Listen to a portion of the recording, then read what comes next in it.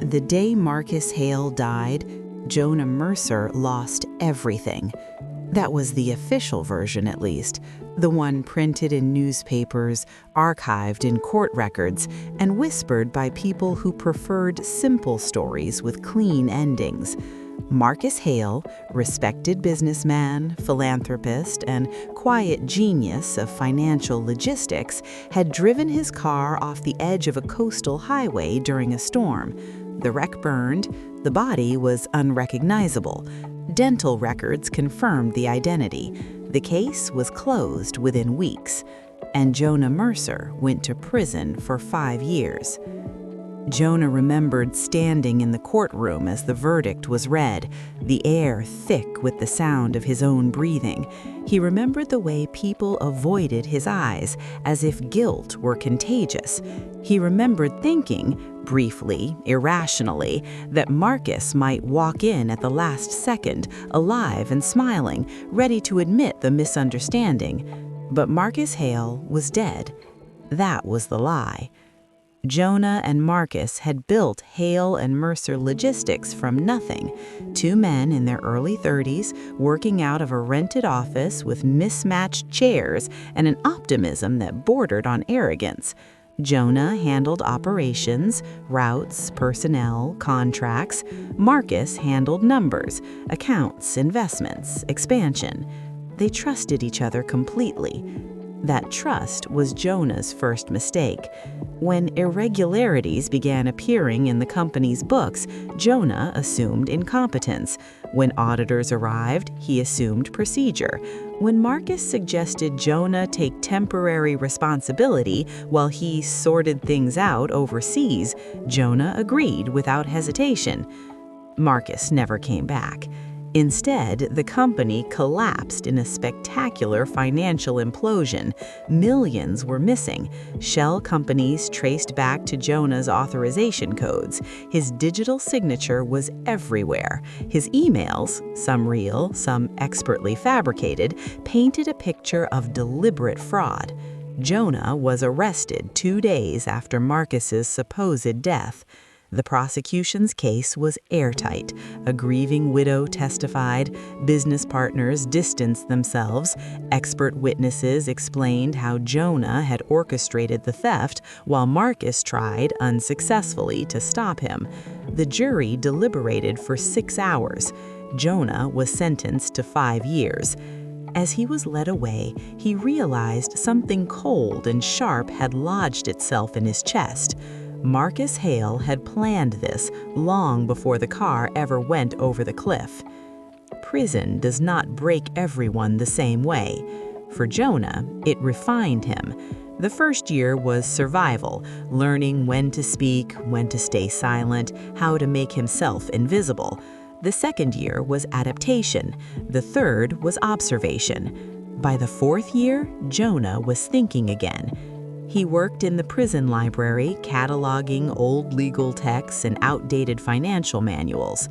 Inmates came to him for help writing appeals or understanding plea bargains. Jonah listened more than he spoke. Patterns emerged. Shell companies, offshore accounts, the same tricks Marcus loved explaining over drinks, laughing about how the system rewards imagination. Jonah began recognizing the architecture of a financial ghost, someone moving large sums without leaving a visible trail. One night, reviewing public records during library hours, Jonah noticed something small. One of Marcus's old shell companies, supposedly dissolved after his death, had filed a compliance update 6 months ago. Dead men do not file paperwork. Jonah read the entry again and again. That was when certainty replaced suspicion. Marcus Hale was alive. Knowing the truth did not free Jonah. It burdened him. There was no authority to report to, no evidence strong enough to reopen a closed case from inside a prison. Jonah could not scream the truth any more than he could escape his cell. So he waited, and he prepared. He memorized names, structures, timelines. He reconstructed Marcus's methods from memory and matched them against new activity. Every night, Jonah wrote notes in his head, storing them like contraband. 5 years is a long time when you know you are paying for someone else's crime, but it is also enough time to learn patience. Jonah walked out of prison on a clear autumn morning carrying a small box of personal belongings and nothing else. No family waited for him. His parents were dead.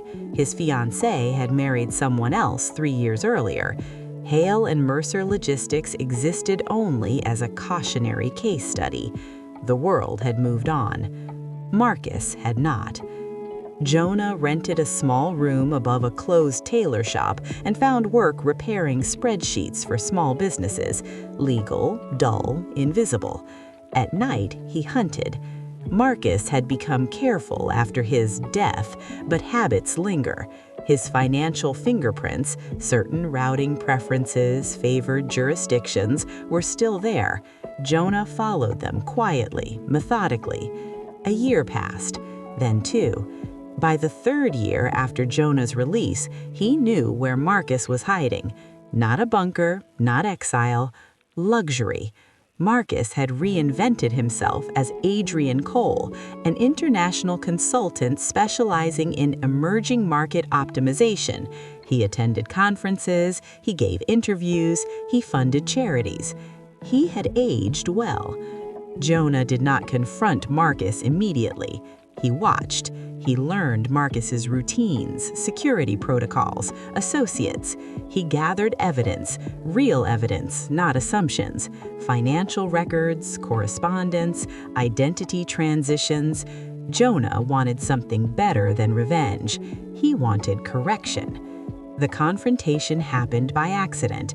At a conference in Zurich, Jonah attended under a false name, blending into the crowd. Marcus was on stage, confident and articulate, discussing ethical risk mitigation. When their eyes met, recognition passed between them like an electric current. Marcus faltered for half a second. Later that evening, Marcus appeared at his table uninvited. "I always wondered if you'd figure it out," Marcus said calmly. "You took 5 years of my life," Jonah replied. Marcus sighed. "You survived. That counts for something." Jonah stood. "This ends with the truth," he said. Marcus smiled thinly. "Truth is just paperwork that enough people agree on." Jonah did not threaten Marcus. He did not bargain. He executed. Over the next 6 months, anonymous tips reached international regulators. Journalists received meticulously documented dossiers. Digital records were unsealed. Identities collapsed. The story spread slowly at first, then violently. Marcus Hale was alive. The fallout was immense. Legal systems do not tolerate resurrection well. Warrants were issued, accounts frozen, associates arrested. Marcus was detained in Singapore while boarding a private flight. Jonah watched the news in silence. The court proceedings took another year. Jonah testified. The conviction was overturned. His name was cleared. Apologies were issued. Compensation was discussed. None of it replaced the time. 5 years for a dead man's lie. Jonah stood outside the courthouse afterwards, watching people pass, carrying futures he could not reclaim. Justice, he realized, was not restoration, it was acknowledgement. The cemetery removed Marcus Hale's headstone quietly. No announcement, no ceremony. A correction made too late to matter. Jonah visited once. He stood over the patch of disturbed earth and felt nothing resembling closure. Some lies cost money, some cost years, and some, Jonah knew now, cost the part of you that believes the world is fair. He walked away without looking back. The truth was finally buried, but the damage remained.